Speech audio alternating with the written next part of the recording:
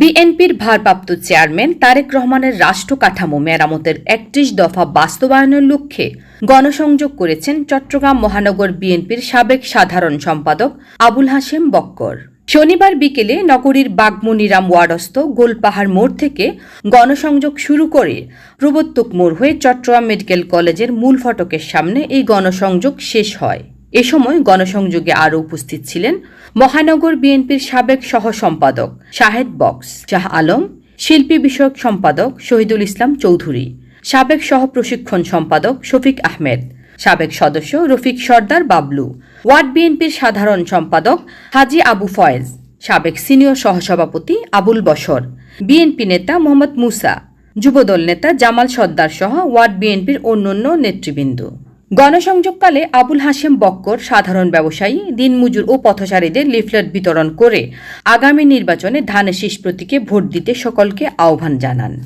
যে ফেব্রুয়ারিতে যে নির্বাচনের রোডম্যাপ দেওয়া হয়েছে, এই রোডম্যাপকে সামনে রেখে আগামী দিনের নির্বাচনী কর্মকাণ্ডকে আমরা সামনের দিকে নিয়ে যাওয়ার জন্য আমাদের নেতা জনাব তারেক রহমান কর্তৃক ঘোষিত রাষ্ট্র মেরামতের যে ৩১ দফা কর্মসূচি দিয়েছেন জাতির সামনে, সেই ৩১ দফা কর্মসূচির লিফলেট জনগণের হাতে তুলে দেওয়ার জন্য, সাধারণ মানুষের হাতে তুলে দেওয়ার জন্য আমরা মূলত এখানে এসেছি।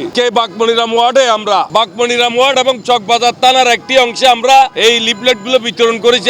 আমরা যেটা বলতে চাই সেটি হচ্ছে ৩১ দফা কর্মসূচিতে কি রয়েছে আগামী দিনের রাষ্ট্র মেরামতের জন্য রাষ্ট্রপতি জিয়াউর রহমানের আদর্শের পতাকাবাহী সংগঠন বিএনপির পক্ষ থেকে ৩১ দফা কর্মসূচির মধ্যে গণতন্ত্র, সাম্যতা, জনগণের মৌলিক অধিকার, আগামী দিনের শ্রমিকের কল্যাণ, কৃষকের উন্নয়ন, ছাত্রদের যেই বর্তমানে মেধাবী যে ছাত্রদের যে লেখাপড়াতে যেটা, এবং আমাদের ৩১ দফায় স্বাস্থ্যের কথা বলা হয়েছে, যেটা বাংলাদেশে খুব অসহায়ত্ব মানুষ ফিল করে, যে গরিব অসহায় মানুষ বিনা চিকিৎসায় মারা যায়, কোনো চিকিৎসা পায় না, গরিব অসহায় মানুষেরা সঠিকভাবে চিকিৎসা পায় না। এখানে প্রত্যেক মানুষের জন্য শিক্ষা ব্যবস্থা নিশ্চিত, যে বিনামূল্যে যাতে তার শিক্ষা ব্যবস্থা নিশ্চিত থাকে। প্রতিটি ইউনিয়নে, প্রতিটি ওয়ার্ডে, থানায় স্বাস্থ্য কমপ্লেক্স গঠন করা হবে, যেখানে শিক্ষার, স্বাস্থ্যের, চিকিৎসার, এখানে বিনামূল্যে ওষুধ, বিনামূল্যে চিকিৎসার যে ব্যবস্থা গরিব অসহায় সমাজের সুবিধা বঞ্চিত মানুষের জন্য এখানে রাখা হয়েছে। যে বেকারত্ব বাংলাদেশে,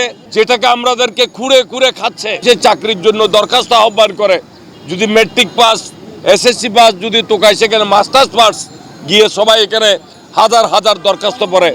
এর লক্ষণটা কি? এটা হচ্ছে মূলত এটা আমাদের বেকারত্ব আমাদের দেশে। এই ৩০ দফার মধ্যে যদি বিএনপি আগামী দিনের নির্বাচনে, ফেব্রুয়ারির নির্বাচনে ধানের শীষের প্রতীক যদি বিএনপি ক্ষমতায় যায়, এখানে ১৮ মাসের মধ্যে বিএনপি ১ কোটি যুবক, নারী, পুরুষকে কিভাবে কর্মসংস্থান করবে সেটা সমস্ত তথ্য উপাত্ত সহ এখানে উপস্থাপন করা হয়েছে।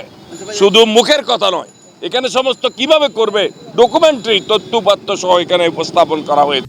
নোংর নিউজ, চট্টগ্রাম।